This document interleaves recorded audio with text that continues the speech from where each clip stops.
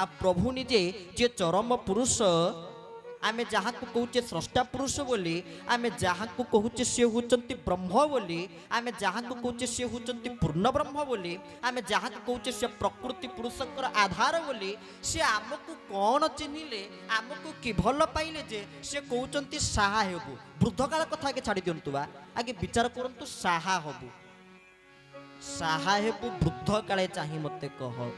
काहे कि ठाकुर ए पदटी कहिले काहे कि ना तांकर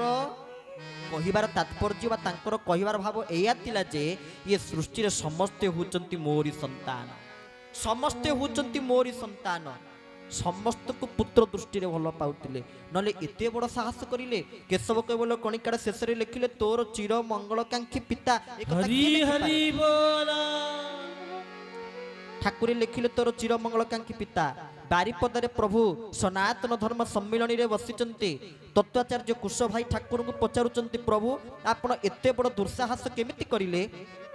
कौन दुस्साहस प्रभु कले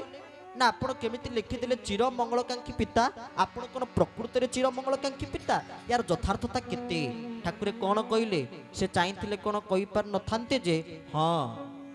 किंतु से कौन कहिले सबु श्रेय चरम को देले निजे किछि श्रेय नै नांती सबु श्रेय काहा को देले आज्ञा चरम को देले कौन कहिले चरम रे जोटा लेखा जाइछि ताहा ही सत्य तमाने प्रभु एठी प्रमाण करिया पे जाउचंती जे